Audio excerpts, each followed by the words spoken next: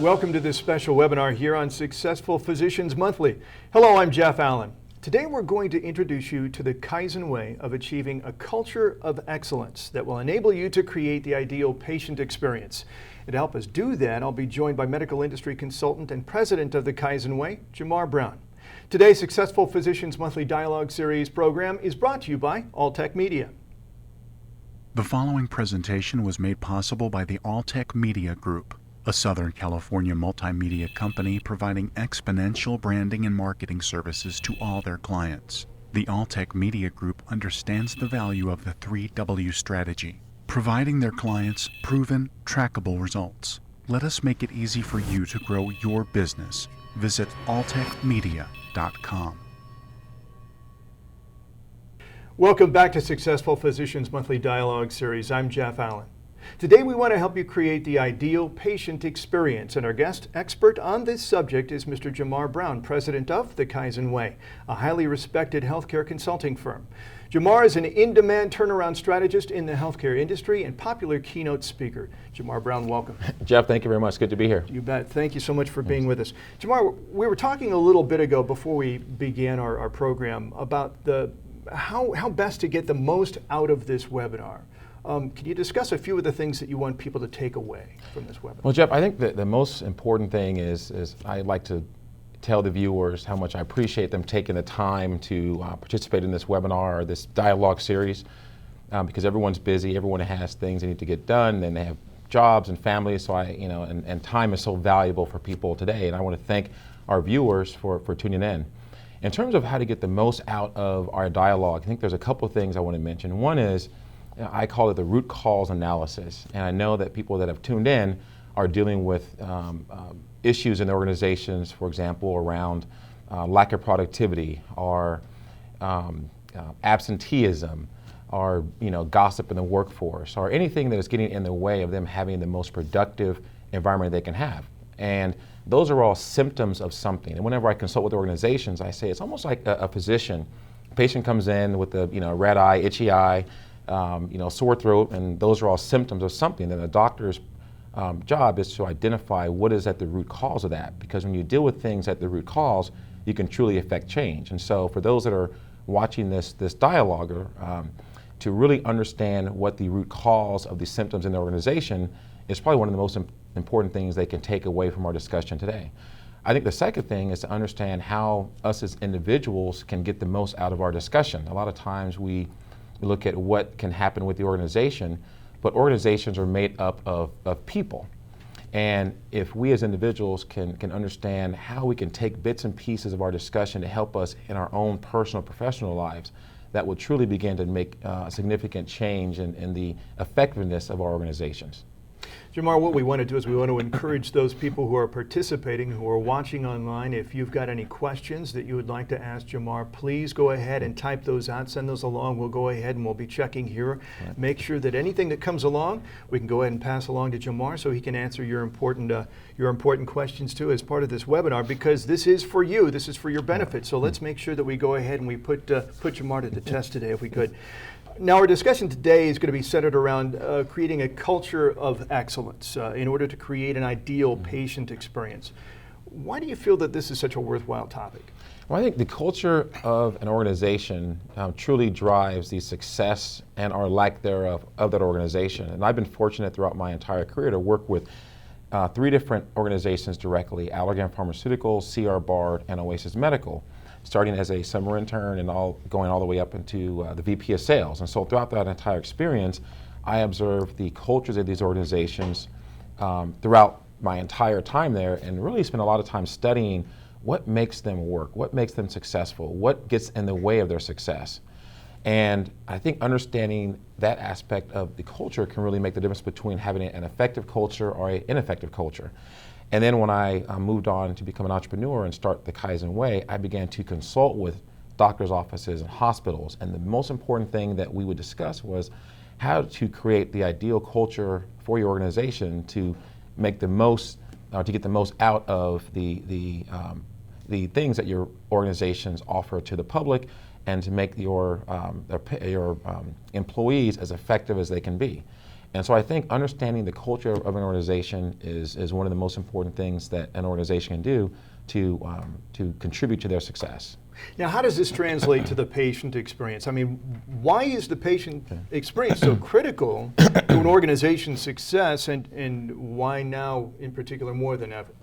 Well, I think if we look at the healthcare environment, there are a couple of things that are changing, and I've been in healthcare for the past 20 years, and I think as of October this year, there's going to be a significant change in healthcare, and that is 32 million patients that are currently uninsured are going to be entering into, or potentially entering into, the healthcare space, which increases patient load at both the physician level in the office, as well as at hospitals. And the patients that are coming in, I think they're going to have higher expectations out of their level of service, not just treatment in terms of having their issues treated, but also how they're treated by the staff in these organizations, and that's really important. And there's also a shift in terms of the way that physician compensation and hospital compensation is occurring. It's moving more away from being reimbursed for treatment of conditions, moving towards health of patients and how patients are being treated. For example, with the HCAP survey of hospitals, and HCAP stands for Consumer Assessment of Healthcare Professionals, and it's sponsored by the Centers for Medicaid and Medicare Services, and it's an assessment that is done by hospitals, done at the hospital level to identify the patient experience. And a part of the compensation of hospitals is based on the patient experience scores. And so I think with the changes in healthcare, with so many patients entering into the market, with those patients wanting a higher level of service, not just how their condition is being treated, but how they're treated as individuals, I think that creates a need for organizations to understand how their patient experience is going to directly reflect the success and the financial health of their organizations. Now, speaking of reflected, let's get into this a little bit more deeply. How is the experience of patients directly reflected in the attitudes and the beliefs and the mindset of an organization? You know, Jeff, that's a really good question, and let me give an example of why really understanding the culture and how the patient experience is reflected in the attitudes and beliefs and values of an organization. I received a call from a physician, and he said, "Jamar, I have an interesting scenario for you." He said, I performed a cataract surgery on a patient, and they elected to have a higher-end lens put in, which is an out-of-pocket expense, an additional expense for a higher-end product. And the procedure went great. The doctor was happy, the patient was happy, and everything was wonderful. The patient was scheduled for a follow-up visit a couple of weeks out. Well, the physician had an emergency come up and wasn't in the office that day.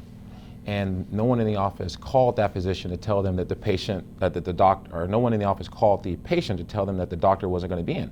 So the patient, after having such a good experience and is feeling good about the whole procedure, comes into the office and says, "I'm here for my appointment." And the person at the front desk says, "You know, Mrs. Jones, I don't have you on the schedule." She says, "Well, I confirmed this a couple of weeks ago, and you know, I'm here for my follow-up visit." And the person says, "Well, Mrs. Jones, there must be some mistake. I think you may have gotten your dates wrong. The doctor is not in today."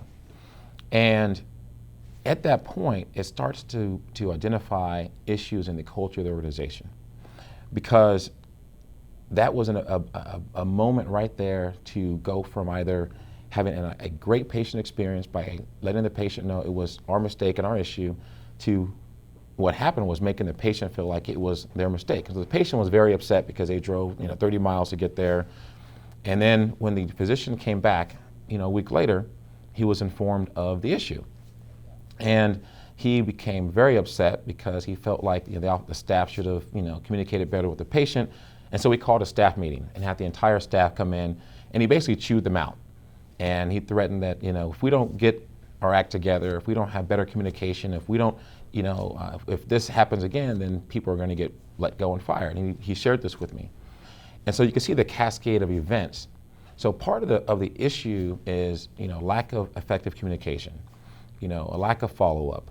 And even if it was a patient error in terms of the patient may have gotten their date wrong, even if that was a situation, the culture of the organization should be one that it's always the onus is always on the individuals in the office to make sure that that patient has the best patient experience possible. And so think about all the things that had happened, the cascade of negative events, because the patient wasn't addressed right at that particular moment in the right way. And so we had issues with the staff being upset, the doctor being upset, with the patient being unhappy, going from having a great experience to having a poor experience. And why is that? And so in more discussions with the physician, we talked about, well, were there protocols set up to deal with communication issues? What is the culture of your organization? And he said, well, I hired these individuals and I really never thought about that. I really never provided training on communication skills or on what our culture is or on what our values are. And so I said, well, then it's kind of difficult to assess a situation and to really get on your staff when the culture isn't identified by yourself and the staff, and it's not clear in terms of what the culture of the organization is. So that's why it's so important, and you can see in that particular example why the beliefs and values of the personnel in the office reflects the patient experience. So we saw a series of dominoes fall after what seems to be kind of a minor mistake or misstep in communication on the part of the doctor's office. But this is something that could happen probably in any other industry, as a matter of fact, too, with regard to customer service. But this just kind of points out just how delicate this situation is. And we're going to get into the communication aspects in just a little bit here in our program. But I kind of wonder, how easy is it to change the attitudes, the beliefs, and the mindsets of individuals in an organization? I mean, you're dealing with a lot of different personalities in some cases, sometimes hundreds of different personalities. It's got to be a true test for a doctor or for a physician or organization, a firm, to begin to change these mindsets. It is, and I think there are a couple things to think about in terms of really affecting change at the individual level in an organization. The first thing is an understanding or realization that something does need to change. And let me provide another example, then I'll go into kind of the steps of how to do that. When I first became a sales manager years ago, I was given a team of 9 salespeople, and the results were, we were ranked 20 out of 21 in the country, second to last. No one on the team was in the top 50% in terms of results. And there was a lot of issues on the team, drama, gossip, lack of productivity, the whole 9, which I think for the people watching the show, they can say, oh, I can relate to some of that. So we had all those issues. But it started with, understanding where we are today and where we would like to be in the future. And I call that the gap. And the gap is that space between, once again, where we are today as an organization and where we'd like to be. And if everyone gets clear on what that vision is, and the vision is really the purpose of our organization, why the organization exists, that's kind of the first step, to affect change. It's identifying that, hey, look, there are some things I think we can do better, and what is our vision, and then where we are now compared to what our vision is for the future.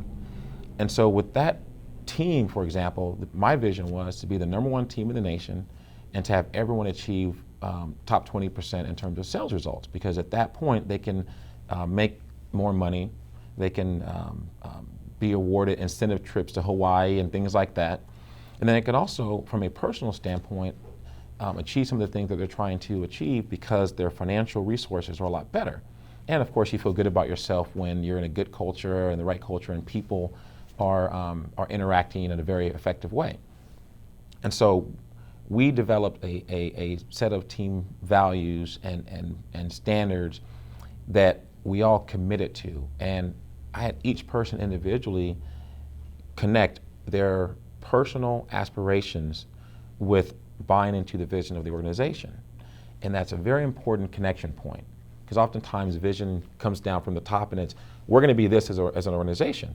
And then someone that is 3 or 4 rungs down the ladder, okay, well that sounds great for this organization, but how does that affect me? And so for me, I like to take it from a bottom-up approach.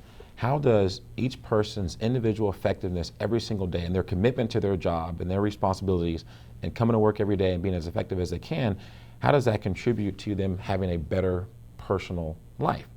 And once you can connect those things and people have that purpose, then change can be affected. And so with this team, once we did that, did a series of things that we'll talk about throughout our dialogue, literally after the first year, the team went from second to last in the nation to number 1 in the country.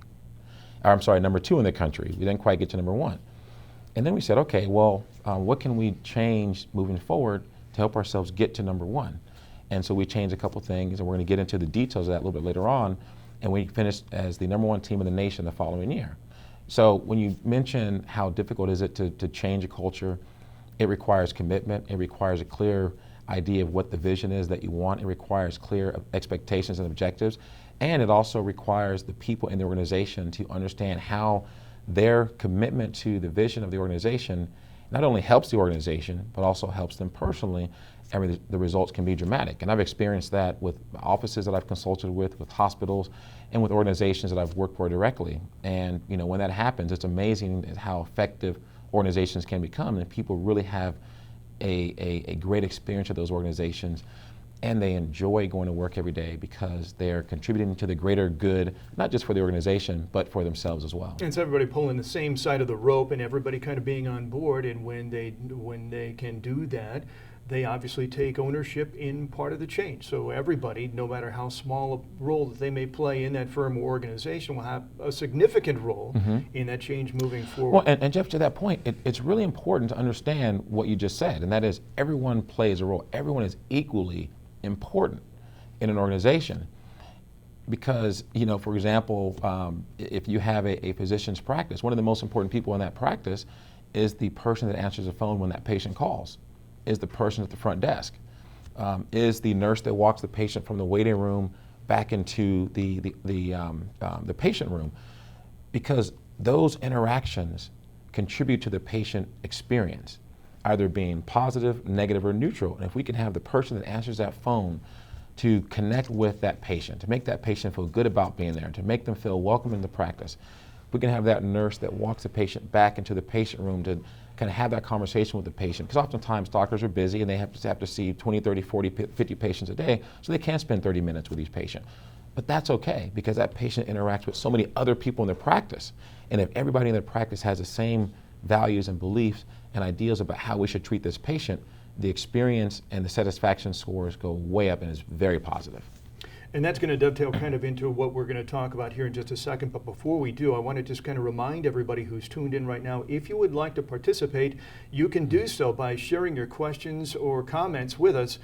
Questions particularly welcome, and you can just go ahead and type those in there under the social stream as you're watching this webcast. Those will come right to me, and we'll go ahead and we'll pass those along to Jamar. Jamar, in what ways do negative patient experiences affect a physician's practice? Well, and I want to point out a few things, because we know, besides just the patient being upset and the practice, dealing with the repercussions of a negative patient experience, I think we can all understand, why that would not create, the ideal environment. But there are some specific things that I think a negative experience or the way a negative experience affects the success of a practice. I think financially, think about, and I like to relate a lot of my experience in healthcare to just someone that is going about their daily life, going to a restaurant, for example. If you go to a restaurant and have a bad experience, are you going to go back to that restaurant? Probably not. Patient goes to a doctor's office and has a bad experience, are they going to go back to that doctor's office? Probably not. One of the things that is really important to understand about today's environment is social media. And I, as I was preparing for our discussion, I went online and looked at different, physicians' offices, their patient satisfaction scores and their ratings on social media, like through Yelp and other things.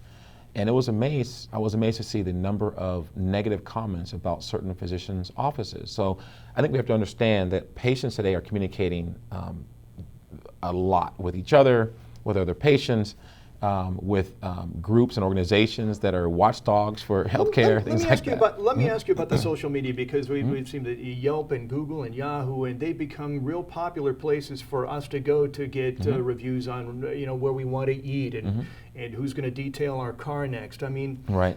How seriously do you think at this time that the medical industry, in particular, the doctor who has maybe a family practice in town, how seriously are they beginning to take these online reviews? I think it's evolving. And as I mentioned before, with the Affordable Care Act and all the changes that are going to take place in healthcare, I mean, just imagine how many more patients are going to be in the healthcare system communicating. And the vast majority of these patients are on social media, are on LinkedIn and Twitter, and you mentioned Yahoo and Google and things of that nature. And so I think some practices have embraced that change, and their websites are reflecting the social media aspects of our culture today. But I think it needs to increase for a lot more physicians and medical practices, because that's the way people learn about things these days, through social media, through LinkedIn, through Yelp, through Yahoo, with Google purchasing YouTube. The number one search engine now is YouTube. People are clicking on watching videos about people's assessment of anything out there, restaurants, hospitals, physicians' offices. So I think the social media aspect is really one of the key reasons why understanding and developing the right culture of excellence is critically important in the healthcare space. There are some other things that I think are important to understand about the patient experience and why a negative experience or a positive experience affects a practice. One is ideas and innovation. If the environment is not one such that innovation is encouraged, then the growth of that practice is thwarted, because the ideas and the innovation is not coming through from the individuals in the organization. Some of the best ideas can come from the front office person, can come from the nurses, can come from the clinicians. But if the environment isn't set up in a way that they feel their opinions are appreciated, then that gets suppressed. I think another thing is productivity and efficiency. There's something called absenteeism, which we know what that is. That is people that don't show up to work. And then there's be there isenteeism, and that is they're there, but they're really not there. That they're not really contributing 100% when they go to work every single day. And I know that we can know people and organizations where that is rampant. And so just imagine if someone is not productive, or someone is at work and they're not operating at their highest level, and the patient comes in for an office visit. Just imagine that interaction and how it affects the success of that practice. So these are just a few things for people in healthcare to understand, why having the culture of excellence and why the things that we're talking about are so important in terms of creating the right patient experience. In today's healthcare environment, how are the experiences of patients being measured? We've already talked about social media, where you can read what your friends are saying about their experiences, but how are they being professionally measured in the industry and scored so that they can be useful? Well, I think one of the things that is becoming more and more of an assessment tool are patient satisfaction scores. At the physician level, these are assessments that are given to patients either during their visit or through phone calls, where they're asked about their experience, or through logging in and filling out an assessment. And there are also numerous companies now that their offering is helping practices understand the experiences of their patients through assessments. And now they're using these assessments for a number of different things. To, number one, train their staff and understand what's working and not working in the organizations. But they're also beginning to use these assessments when they work with different insurance companies to try and get insurance contracts to show that, hey, in our office, in our practice, our patients feel this way about us. They feel that we are effective in these several different ways, and so we'd like to be awarded this insurance contract. I mentioned the HCAP survey, and once again, CAP stands for the Consumer Assessment of Healthcare Systems and Providers. And the H part of HCAPS is hospitals. And so hospitals are, given this assessment, and they, with their patients, they fill out patient satisfaction scores and surveys, and they're based on several different things. And there's 8 different measures, and the majority of the assessments or the criteria are based on communication. And so when you think about healthcare, historically you think about treatment of patients, treatment of diseases. But when you look at these assessments, they're more around the experience of the patient, because, as I mentioned earlier, the reimbursement for physicians and hospitals is going to lean more towards health of patients and patient satisfaction scores. And so these are some of the ways that they're being measured. I think it's just going to get more and more prevalent in the healthcare space moving forward, in terms of assessment tools for measuring patient satisfaction scores. Just a reminder for those people who may be listening in, kind of in the background, maybe you've turned away from your screens. We're talking with Marr Brown, president of the Kaizen Way, and we're talking a little bit about creating the ideal patient experience. How does a doctor really know when his patient's experience is a positive one? Mm-hmm. It's not just, gee, doc, okay, I feel much better, thanks so much. Right. Here's your $100 or whatever it is. I mean, how do you know? Well, besides the objective things in terms of revenue growth in the practice and things of that nature, I mean, that is a reflection of the patient experience. However, that's not the full picture because, we know that some practices can show strong financial results, but it's really at risk because the patient experience is going downhill. As I mentioned, the office that I worked with before, they went from 3 offices to 8 offices. And financially they were going like this, but patient satisfaction scores were going south. So eventually the revenue of the practice started to go south with it. So I think the objective measurement of the revenue growth and generation of a practice is one way. I think the patient satisfaction scores is probably the #1 tool because patients are going to be honest with you. They're going to tell you exactly what they like and what they don't like about your organization. So I think if offices aren't currently using patient satisfaction scores, either creating their own assessment tool or hiring one of the companies that does it for a living, and I think there's a piece missing in understanding how effective their practice is. I think another thing that's really important is to do staff satisfaction scores. Make them anonymous so that people can be honest and understand how the staff is feeling about the culture of the organization, about how they're being treated, about the processes and systems in the practice. And I think with those tools, a physician or a hospital or a manager can really understand what is the level of patient satisfaction in his or her practice. Got a question that's come in, Jamar. I'd like to kind of get your feeling on this. How concerned should I be regarding social media comments? We just touched on that a little bit ago, but Right. How concerned should someone be about that with regard to their practice, people calling up? That's a very good question, and I appreciate the question coming in. And I would say this, in the research that I've done in terms of social media and things of that nature, there are reputable places that people go to get information. And then there are places that we know are chat rooms and things like that where people go just to vent. And so I would say that as a whole, understanding where those comments are coming from is probably one of the most important things. Are they coming from, Yelp and things of that nature? Because in general, people on those sites are a bit more objective and they're not out to get the physician or the practice. And so where are the social media comments coming from? I think the second thing is balance.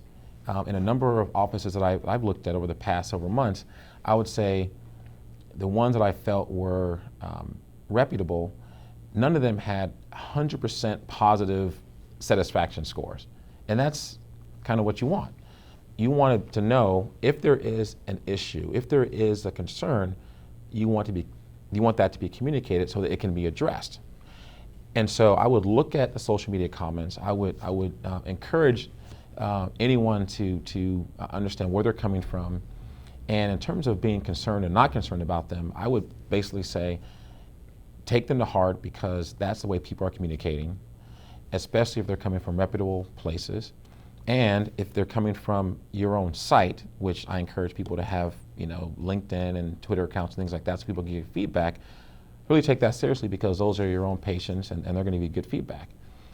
So the bottom line is, yes, take social media comments to heart, understand where they're coming from, and use them not just to say how great we are, but to also look at what areas and what ways can we improve based on the comments from people, based on the comments people are making in the social media space. Now, Jamar, in just a moment, I want to go ahead and talk to you a little bit about the key factors that determine patient experience. But before we do that, just a reminder, we're talking to Marr Brown, president of the Kaizen Way.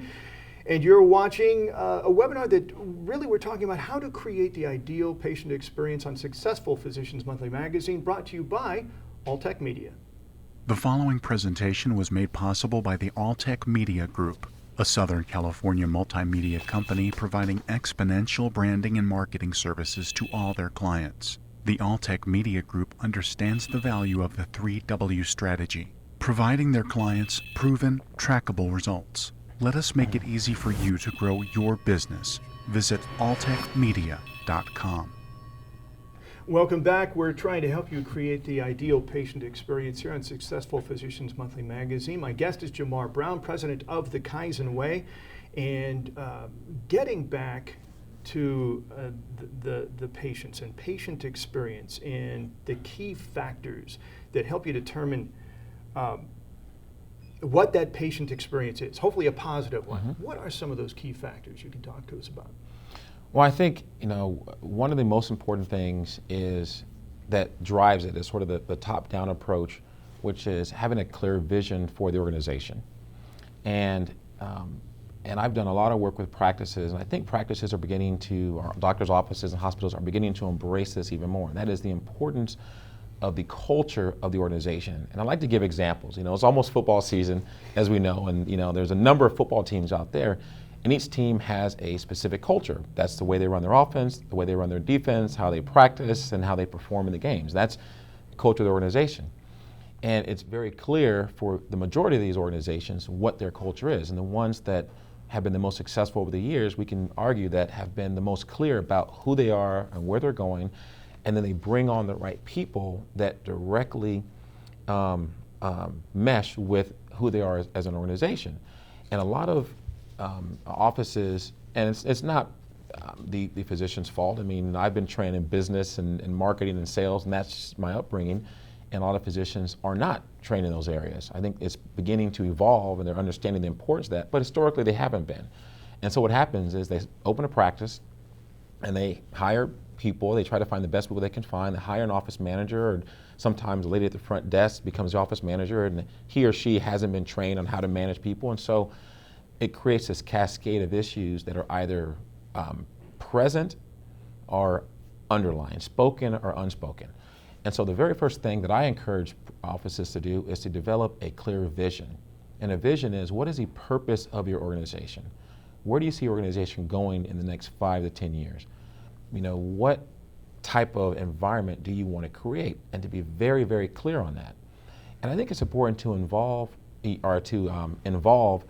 people in the practice in that discussion, or at least the key managers, because once again, the doctor is going to spend his or her time in surgery, treating patients, dealing with paperwork and things of that nature. And so he or she really needs the office staff to implement that culture. And the more that the managers and the clinicians and the nurses are bought into the culture and the vision, the better it's going to be implemented. And so the number one thing is to develop a clear vision of where he or she wants their practice to go and what he or she wants his or her practice to be. The second thing is to create the mission of the practice. And the mission is taking the vision, and the vision could be, we want to be the number one medical practice in Southern California. We want to be the standard of care for patients in the Inland Empire. And that's the vision. The mission is, okay, how are we going to get there? Through our people, through our products, and through our services, through having the best trained individuals in the company, through providing the highest level of service and care for our patients, through implementing the latest and greatest and most innovative technology, through having affordable access to our services and our practice, we will become the number one healthcare practice or provider in this area. And so that is what the mission is all about. And the third step is about values. And the values are, what are the beliefs and attitudes that are going to drive the mission and drive the vision and the practice? And the values are pretty much the rules of engagement for employees. And they're usually, one word: trust, ethics, honesty, efficiency, communication, and to define what values need to be implemented to make sure that we are meeting the mission of the organization that leads into the vision. And we don't have enough time on this call today to really go through the whole process, but that's really, kind of what it takes: a clear vision, a clear mission, and clear values. And then it's important to connect everyone in the organization with the values, with the mission, and with the vision, and to help them plug into how their time at that job or in that office will not only contribute to the vision of the organization, but will also help me personally. And once you make that connection, I think people are amazed at how effective and how rapid change can take place in organizations. Would you call that the formula for creating and sustaining that culture, or do we go a little bit beyond that to actually sustain that culture and keep it going? Well, and that's an important point. One of the offices that I worked with when we did a retreat, and we brought in the 6 of the doctors that own the practice or own the different offices, and we also brought in the top managers from each of the offices, and we got clear on what the vision is, what the mission is, and what the values are. And what was interesting about that is the office staff said how much they appreciated being involved in the process, because that creates buy-in. And just imagine how much more effective the execution of a vision or mission or values in a practice is when you have your managers and your employees that are bought into it.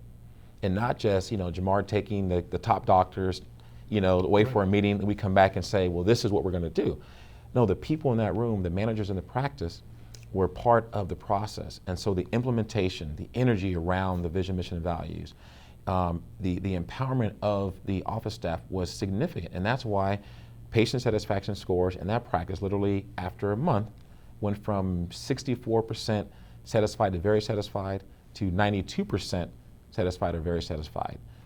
Because as I said before, when the managers are engaged, their people that they manage and oversee look to them for direction, because that's who they interact with every single day. And so if they feel they're buying into the vision, mission, and values, and the reward system, it reflects the vision and mission and values of the organization, then that's how change really takes place. And one last point I'll make about it, and that is oftentimes, as part of how to implement this and how to make sure it's sustainable, number one is you have to have constant communication around it. We can't have one meeting and say, this is our vision, mission, and values, and then, everyone gets it and goes off to the sunset. No, you have to have constant reinforcement. And one of the key ways to have constant reinforcement is to have assessment tools that reflect the behaviors, identifying behaviors of individuals that meet the standards of the organization. And so one of the things that we implemented was not find someone doing something wrong, when somebody wasn't following protocol, when somebody wasn't abiding by the standards of the organization, because that was the historical culture. Let's find what's wrong in people. Let's find what they're doing wrong. Let's sit back and wait for them to make a mistake. And that's why the patient satisfaction scores are going down, because if you're worried about making mistakes every single day and worried about, someone looking over your shoulder to find you doing something wrong, how present are you going to be on your job? Not very much so. And so we had a find someone doing something right, and we called it the "You Got Caught" card. And it was you got caught showing one of the values of the organization. So you got caught going the extra mile with a patient. You got caught helping a fellow coworker that didn't understand something. You got caught sharing an idea about how to better train the nurses in the practice. And the office staff loved it. They really appreciated being recognized for doing something right. And then people that observe that in an office, they go, wait a second, Jeff seems to get these rewards for doing the right things. And so you encourage the right behaviors. And that's another shift that I think culturally it needs to sort of happen. That is, let's find what's right. Let's reward people that are doing the right things. Because when people see the right behaviors, they want to do those behaviors. They want to follow those behaviors. When they see people getting reprimanded for doing something wrong, people tend to sort of clench up and not want to take a risk and not get involved because they're so afraid of making a mistake.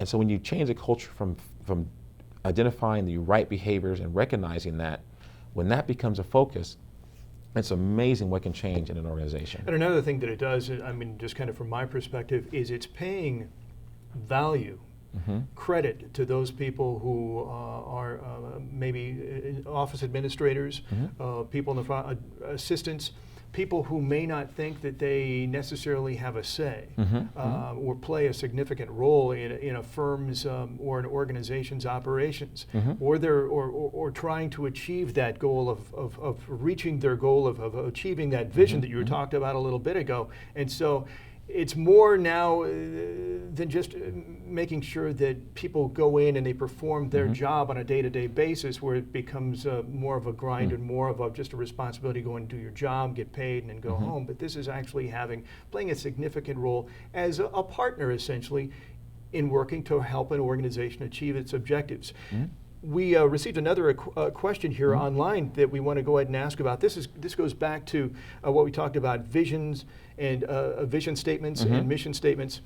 How do you develop or create a mission plan? Okay, excellent question. And I think, and sometimes there's confusion between a vision and a mission, and some people say, well, it's just a mission, others say it's just a vision. I think there are three parts of the culture, and that is the vision, the mission, and the values. And once again, the vision is sort of that overarching, big audacious goal of your practice. We want to have the most successful company in the world. We want to be the standard bearer for patient care in the U.S.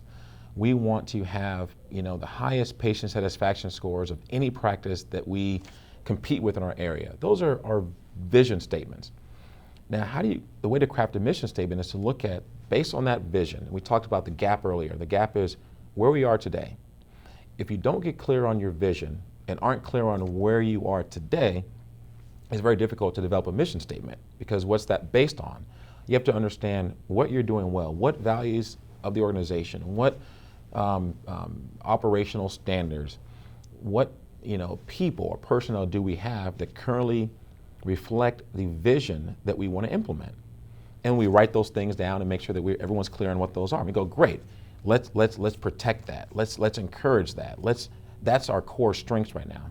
Then we look at, for example, somebody says, I want to have the highest patient satisfaction scores of anyone in the US, for example. Okay, then you look at, what are your patient satisfaction scores now? Where are we at now? What are people saying about our business now? How do our employees feel about our organization now? And you go step by step to look at what needs to be implemented to create the proper culture. And I'll give you an example of another practice that I worked with in terms of how the mission statement was developed based on something that was a blind spot. Because in organizations, there are spoken and unspoken rules in a culture. The spoken rules are the ones that everyone hears. The vision mission statement is on the wall and everyone sees that. Then there are unspoken things that happen, which is really what goes on, and some people call that the politics of the organization, and we've all dealt with that. And so I'll give you an example. So I dealt with this practice, and the doctors came to me and said, Jamar, I don't know why our people aren't more assertive. I don't know why they don't take more risk. We're growing rapidly, and we want people to take ownership of the practice, and we don't know why they're not doing that. Maybe we don't have the right people. And that was their idea. But then when I met with, because this is important for, I think, consultants to do, not just speak with the doctors, but to speak with everybody in the organization. So I spoke to the people in the practice, the nurses, the front office people. And guess what they said? They said, well, they say they want that. They say that they want us to be innovative and creative and take risks. But in the last month, 3 people got fired for making mistakes. And I don't want to make a mistake. So I just show up and I just check the box and do my job. Well, when I got the 2 groups together, the physicians and the office staff in a room, and they shared that with each other, a light bulb went off.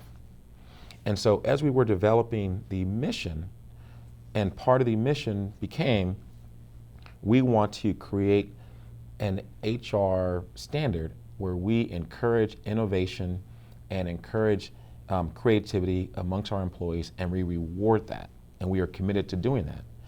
And so hopefully this is helping to answer the question, and that is, once again, identify your vision. Because you don't know where you want your practice to go, you don't know what your purpose is, it's very hard to have a direction. And the mission should reflect, what do we need to do with our patients, with our products, with our services? For example, if we want to have the highest level of service in the nation, then what do we need to implement, or what do we need to provide resource-wise in terms of our services to reflect that? How do we need to train our people to reflect the vision of the organization? And that is where understanding the gap comes in. That is where understanding what needs to take place for that to happen. So that's how you develop a mission in an organization. So let's go ahead and jump in then to organizational cultures. What are some of the key aspects and components of organizational culture? Are they all the same? I mean, is it pretty much from one office to the next or one firm to the next? Are they all different? Let's talk a little bit about that. Well, it's interesting, and one of the questions I ask when I do seminars and presentations, I say, what is the culture of your organization? And I also ask, do you believe your organization has a culture? And it amazes me that those individuals that haven't identified their culture, how they say, well, we don't have a culture. And then I ask a series of questions and they realize that they actually do have a culture. So the key thing is whether you believe you have a culture or not, you actually do have a culture. The question is, do you understand what that culture is, number one, and is it the right culture that you want to have in place? And so every organization is different. And like I said, going back to the football analogy, or you can use basketball, or you can use any company in the world, each company has its own identity, its own culture. And so it's not an exercise of everyone needs to have the same culture. Everyone needs to do everything the same way. It's to identify what industry are you in, what strengths do you have, where do you want to go as an organization with your vision, and then build your culture around that. And once again, the culture consists of the vision of the organization, the mission, and the values. And then once you are clear on that, then the beautiful part is that you can begin to have employees in the organization that, number one, you can better assess them, because it's very difficult to assess how effective someone is if they aren't clear on what they're supposed to be doing and they aren't clear on what their culture is. Not to digress too much, but I feel it's important to say this. The first time I became a manager, with the team not performing well, the perception was that, hey, look, I have a lot of people, they're unmotivated, they're not talented, and I was given the green light to literally make any decisions I wanted to make in terms of letting people go. And I was encouraged to let people go. And I said, wait a second. Are they clear on a vision for this team? Are they clear on the mission for this team? Are they clear on the values? Have they been properly trained? Have they been provided with the proper resources? And I said, well, I can't make a decision about someone's career unless it's very objective, unless I'm very clear on what we're measuring. And so we implemented, which we'll talk about in a few minutes, the Kaizen way philosophy, and that allowed us to clearly understand and identify who on the team should not be on the team, and who on the team just needed additional training or different perspective. And it was amazing at the results that created. And so when you're looking at the culture of organization, one of the key things is a culture is made up of the people, or a company is made up of the people in the organization. When they're clear on the culture and you're clear on the culture, you can identify what needs to happen to either enhance the effectiveness of your employees, or to say, these individuals don't fit within our culture. And it's not a good or bad thing, it's an issue of fit. Some people work for a company and they have a terrible experience. The cultural fit is not there. They go to another company and they become the president of the company. So it's not a matter of whether employees are good or bad, it's do you have the right fit within your team? And then in terms of recruitment of individuals, you can recruit better and hire better employees because you're clear on what you're looking for. And the people that will be attracted to your organization, they know, okay, when I go to this team, their values and their beliefs and their systems are in line with me. They're in sync with me. And they're going to show up to work ready to go every single day. So those are the important things, or a few of the important things about having the right culture set up in your practice. This kind of leads me to circle back around to something you touched on just a little bit earlier, talking about the gap or gaps. How do you bridge these gaps? How do you find ways to stop the disconnect and to get people once again back together throughout the organization? Great question. And I think, once again, to explain kind of what the gap is. The gap is, let's say you're clear on your vision, right? On where you want to go in the future, what the ideal experience of your patients is, what the ideal culture of your practice is, and you're clear on that vision. Then you look at who we are today, right? And one of the exercises to understand that and to address that is to look at mindsets and behaviors. and to begin to affect change bits and pieces at a time, not to try and bite more than you could chew at the start. So you look at mindsets and behaviors, and those are two extremely important words. In this month's issue of the Harvard Business Review, the title is, ironically, How to Create a Culture of Excellence. Well, I've used that title for years, but now it's becoming the new theme in business, which I think is really important. And one of the articles in there gave 10 steps towards creating a culture of excellence. And every step was a behavior. Do this, do that. And I said, wait a second. I said, it's missing the boat, because simple behaviors does not mean that someone is following the culture of the organization. It comes down to mindsets. And there's a really good book, called As a Man Thinketh by James Allen, and his quote is, "Thought is the ancestor of action." Every action comes from a thought. Every time a patient interacts with someone in your office staff, there's a behavior that happens, but then there's a mindset behind that behavior. Are they checking the box?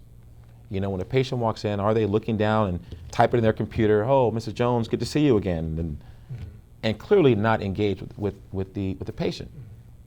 And so when you look at closing the gap, it's identifying the vision first, where we are today, and then identifying, okay, what behaviors and mindsets, starting with mindsets first, what mindsets need to change in our organization that can help us get to our vision. And once you identify the proper mindsets and you start rewarding certain mindsets, and then you go to the behaviors, you start rewarding the behaviors, then you can really begin to close that gap really effectively. And here's an example of why simple behaviors is not the way to go. When I published my second book, I went through a publishing company. And I won't say the name of the publishing company, but they actually do really good work. But this was one experience that kind of reflects what I'm talking about. And they were going to put the book online through all different, Barnes & Noble and Amazon and things like that. But there was a 5-week waiting period to do that. And I said, okay. And so I received email after email from this organization, very responsive. And each email contained a lot of text, a lot of verbiage. And so, I waited a few weeks, and I called the company and said, hey, I've been looking to see if the book is available on Amazon and Barnes & Noble. And I said, I haven't seen it yet. And I said, well, why is that? And I spoke to 3 different people. And each person told me, Mr. Brown, it takes about 6 weeks, should be available next week, should be available in the next few days. 3 different people. So I kept calling because it wasn't available. Then I finally got in touch with the person that originally helped me when I gave them my money for the service. And she told me something very different.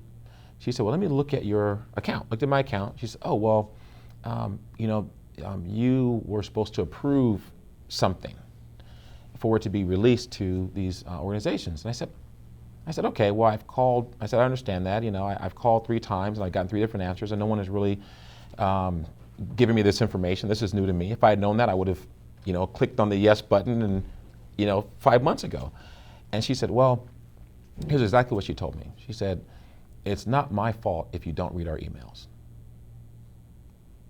That's exactly what I was told. So now, think about it. In her mind, she did her job. She sent me an email. It might have been 50 emails, and she was like, I wiped my hands clean of the situation. And that's what happens a lot in organizations, especially now because things are becoming so automated. It's very easy to say, I sent this, I checked that box, I did this. And those are behaviors. And that's why I say if you only focus on behaviors, you're going to be missing the boat. The mindset should be, let me do all of my power to make sure that this individual that spent his money for our service gets the absolute best service I can provide. Let me take that extra step of looking into his account and saying, Mr. Brown, as a reminder, you need to click yes on here. And it took 2 seconds for it to get done. And that's why, to your question about how do we close the gap, you have to understand the behaviors. I get that. That makes sense. But if the mindsets aren't right, if people don't truly have a sense of let me make sure I create the ideal patient experience and not just check the box, you're not going to close the gap as effectively as you could.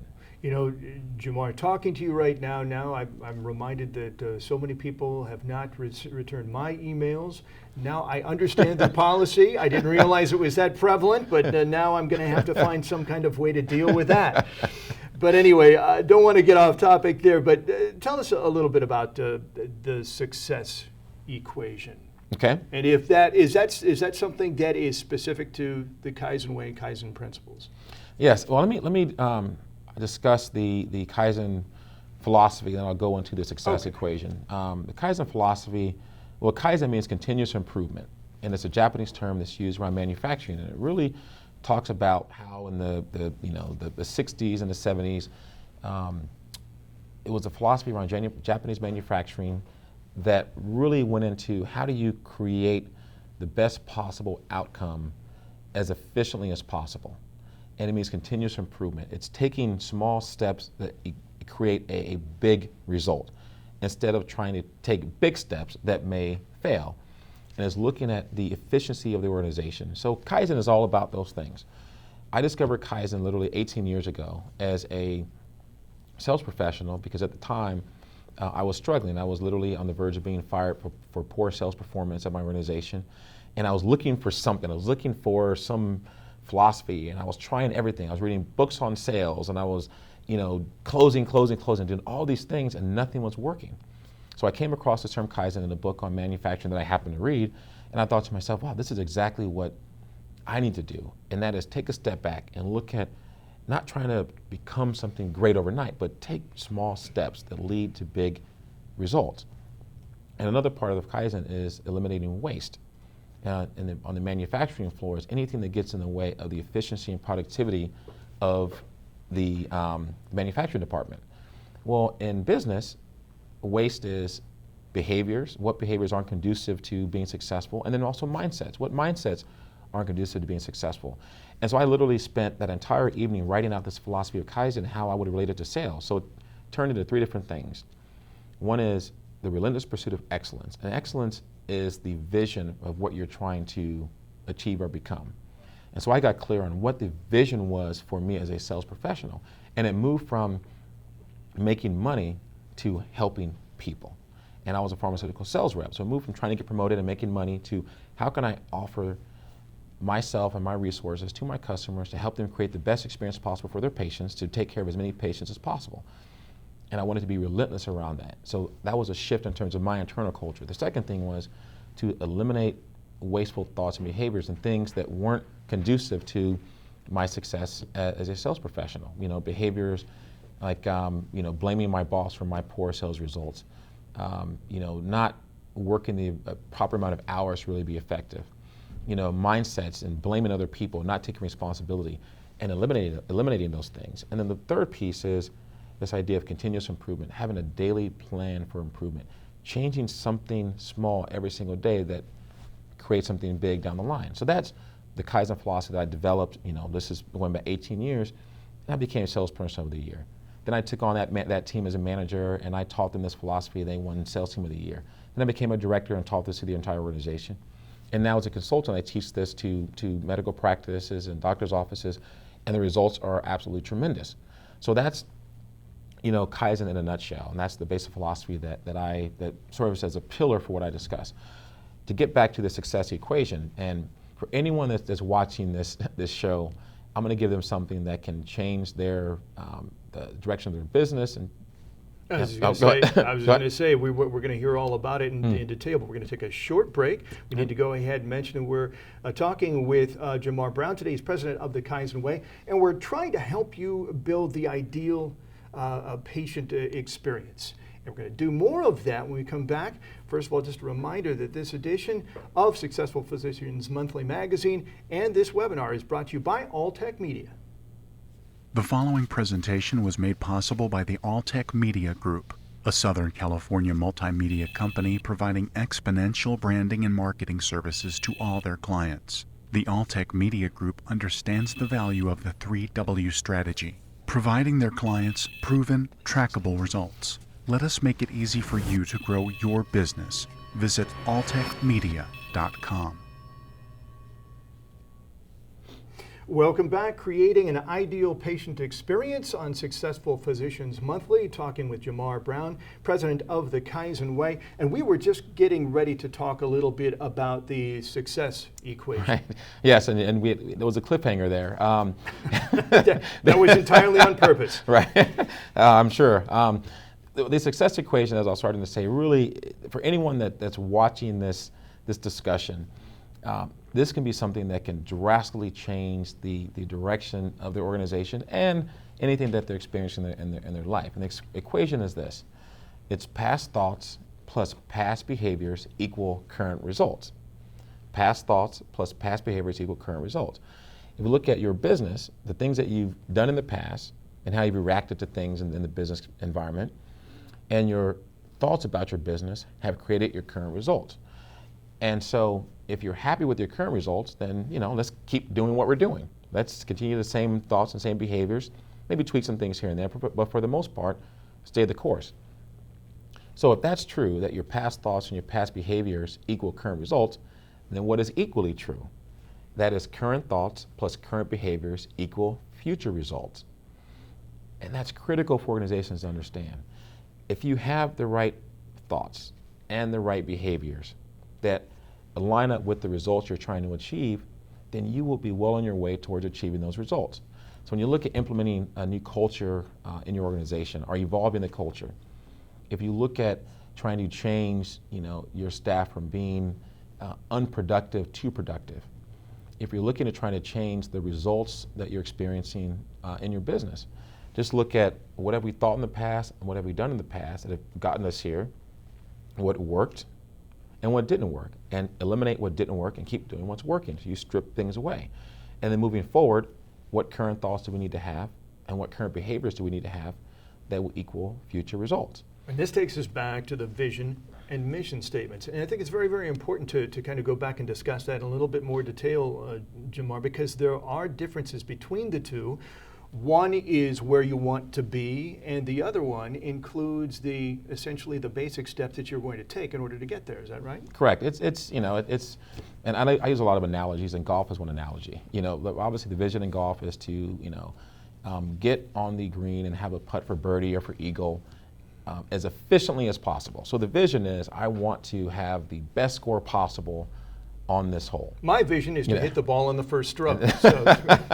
And some of us have different visions. It all depends on our level of where we are today, and that's the gap. Your gap might be a little bit bigger than my gap golf-wise, but we'll get you there. But just going back, but that's the basic analogy. That's where you want to get to. How you're going to get there and the strategy you take place is the mission. I'm going to do this and hit this particular club to this particular area to get there. And so they really go hand in hand. But for example, if you're not clear on where you want to hit the ball, if you're not clear on where you want your organization to go, if you're not clear on what you want your organization to be about, then how can you ever decide what you're going to do? Because you're flying blind, essentially. So the vision is critically important. And then the mission basically describes how we are going to get there. What are we going to do in terms of people, our processes, our services that we provide, and anything else that your business encompasses. And then the values. How are we going to basically rate and judge and assess individuals in the organization in terms of how they're abiding by our mission and our vision? Unlike other consultants and programs, you seem to focus on mindsets rather than behaviors, and in fact, much more so. Why is that? Is there a particular reason you do that, mindsets over behaviors? Absolutely, because as I mentioned earlier, I think that's where I think a lot of confusion comes from in terms of, I think we're doing the right things, but our results aren't quite there. And I can give numerous examples of organizations that I've worked with that come in, Marr, we're doing all the right things. I just don't know why we're not successful. I just don't know why we're not achieving the results we're looking to achieve. And so we go in and look at the behaviors, and oftentimes there are behaviors that need to be tweaked because people aren't as efficient and that type of thing. Well, let me give an example. If you have an employee and you say, this is your job description, and these are the behaviors we want you to do. Okay, they can come in and do those behaviors, correct? Come in and I check the box, I check the patient in, I walk the patient back to the room, I did all those things. But we're talking about the ideal patient experience. And we're talking about creating an experience where the patient feels connected to your practice, where the patient feels like they're a part of his or her treatment, where the patient feels they want to come back and they want to rave about your business. The way to get there is through having the right mindsets in your organization. So the mindset is not, let me just check the box. The mindset is, let me make sure that Mrs. Jones feels good about being here today. Let me do all of my power to make sure that Mrs. Jones, as I'm walking her down the aisleway, she might not have a lot of time with the doctor. That's understandable, but that doesn't mean she can't discuss things with someone in the office and talk about how her husband's doing or her children and things like that. That's really, really important in terms of mindsets versus behaviors. And so all that I do, not all that I do, but a big portion of what I do says, look, let's understand the mindset of your organization. Let's make sure that people have the right mindset, because that's going to contribute to the behaviors. Here's another example of why that's important. I was consulting with someone, this is kind of healthcare related, and he started a healthcare company where he helps people lose weight. And he was telling me that a big struggle that he has with people and that he had himself was, he would start the behavior, go to the gym, eat properly, and he would never follow through. And he had the same phenomenon with people in his business, where he would put them on weight loss programs and healthy living programs, and they would either start and stop or never start at all. And I said, well, I can tell you exactly why that's the issue, why that is an issue. He said, why? I said, well, let me ask you this. You've lost 60 pounds and you've maintained that weight loss. And so, but you had start-stops prior to that. I said, what changed in your mind? What made you fully commit to following a course of healthy living and eating right and going to the gym every single day? He said, Jamar, because my grandson came to me one day and said, Grandpa, Grandma said that you're not very healthy because you're overweight, and are you going to be here to watch me graduate high school or, watch me? It's powerful. It's powerful. And he said, at that moment, his mindset shifted and he had a purpose for what he was doing. And the purpose was because I want to see my grandchild grow up. Now, you ask anyone, put in that scenario, when their purpose is clear, and that's the vision of the organization, when the purpose is clear, that contributes to the behaviors. And so behaviors without a purpose oftentimes don't get done or people don't follow through. And so when you have the purpose, and that's why I said earlier, when people connect their experience in the workforce to creating the ideal life for them when they go home, they're going to show up even more engaged and effective because they're connected to the vision. They also have a bigger purpose for being there. And I think that's a concept that's new for a lot of organizations, and but I think that's what the changes in our environment, with the changes in healthcare, with the changes in people's psyche around just the job environment and everything else. People are looking for that. People are open to that. And if organizations can embrace that, how the vision of the organization can benefit the vision of the patient and how the two can go together, it's very powerful. We have about 5 minutes, and we've got one more very, very big subject to discuss, and we'll try to kind of keep it as concise as possible. We're talking about communication now, and you've touched on that throughout this discussion. It's so critical to all of us in our everyday lives, whether we're at home or work, and it's one of those things that oftentimes is not done very well, communicating. Right. And that's the business I'm in, and I always try to give it added weight, of course, but that's not always true for everybody. So is there one communication issue in particular that stands above the rest, and what is the secret to unlocking the code to more effective communication? Right. Well, I think, great question. I'm glad we're going to kind of end on this subject because it's an important one.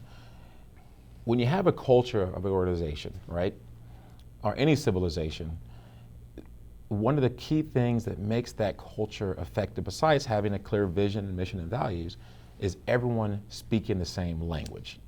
Everyone, and I don't mean English, Spanish, right. I mean the language of the culture of the organization. Everyone having a good sense of how we communicate with each other to make this the most effective environment.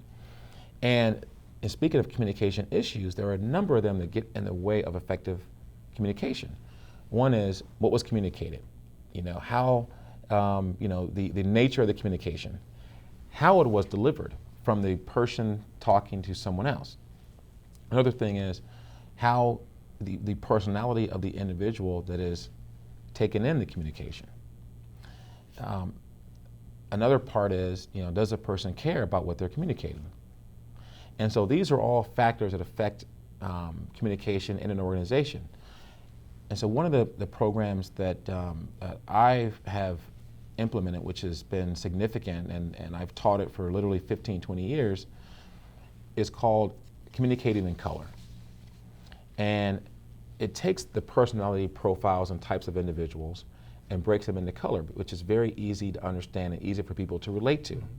Because if you have effective communication, if everyone's speaking the same language, then your vision, mission, and values can be achieved. And so there's 4 different color profiles. There's red, yellow, blue, and green. And we do a number of exercises with organizations and have a lot of fun. It really revolutionizes and changes organizations. And the whole idea is to understand not just someone else's personality type, but your personality type when everything is going well, and then in a stressful moment. And stressful moments, because oftentimes in stressful moments, we revert to a certain personality trait. And so when people are communicating, it's based on what the situation is, what the stress level of the situation is, and all these things. And through this concept of communicating in color, we can begin to help people understand how to effectively communicate regardless of the scenario and the practice. And so the red personality type is someone who is a driver, someone who tends to be a bit more aggressive, more direct. And these are neither good or bad, it's just what people's tendencies are, especially when they're under stress. And oftentimes in an office environment, it is pretty stressful because you're dealing with patients that are sick and may have an emergency and that type of thing. So that's the red personality type. The yellow personality type is someone who is fun-loving, free-flowing, gregarious, someone who is the life of the party. The blue personality type is more analytical. They're the patients that want to know every detail of their treatment. What are you giving me? Why are you giving me these post-op instructions and that type of thing? And then you have the green person, which is that caring person, the person that you see them, they want to give you a hug and they want to talk about your family. And each of us possess each of those colors. However, there's predominant colors that come out for each individual. And so when 2 people are talking, for example, someone that's a yellow that is high energy and fun-loving versus someone that is red, if they don't understand the differences between the two and how to appreciate each other, clashes can happen. Because a red person says, give me the information, I don't have a lot of time, and just be done with it. The yellow personality says, well, let's talk first. How's your family? How's everything going? Let's have some fun first, and then let's do work. And if they don't understand each other, there could be significant clashes. But when they do understand each other, and the yellow person says, well, okay, I'm dealing with my boss or this patient who I know is a red individual, let me tone down my excitement and sort of make sure that I give them what they're looking for. And for the red personality that's dealing with a person that's yellow, whether it's a patient or a person in the office, they can say, you know what, let me loosen up a bit. Because the purpose is, or the idea is, to have people receive and understand what you're saying. And that gets lost when people are clashing based on personality types and not understanding who the other person is. And so the workshops that I do really dig into each person's personality, how to identify your personality, how do you communicate with someone else to have effective communication. And I would say that's one of the most important things that a company can do to really affect change in the organization and to create the ideal patient experience through their culture. And that is really focusing on effective communication through the program that I mentioned before, which is colorizing your communication. We have 60 seconds. If you can, in 60 seconds, recap the process for those just tuning in late, creating a culture of excellence. Okay, 60 seconds. First, vision. Your vision is your purpose. Identify and decide what you want to be as an organization, what you want to be about.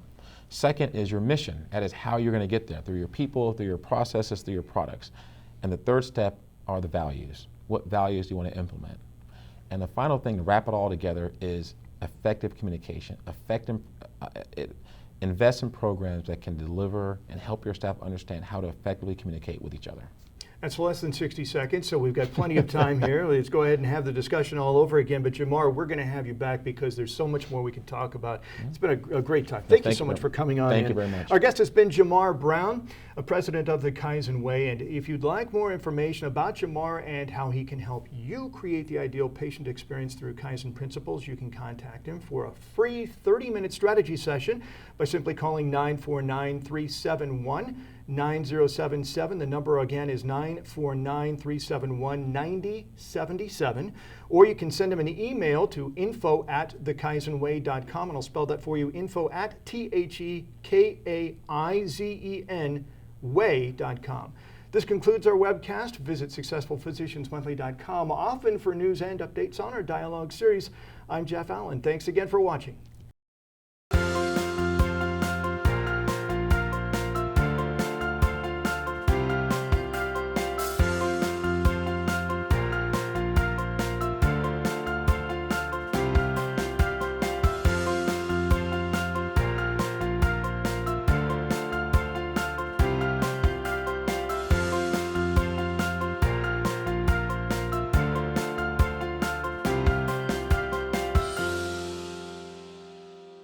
The following presentation was made possible by the Alltech Media Group, a Southern California multimedia company providing exponential branding and marketing services to all their clients. The Alltech Media Group understands the value of the 3W strategy, providing their clients proven, trackable results. Let us make it easy for you to grow your business. Visit alltechmedia.com.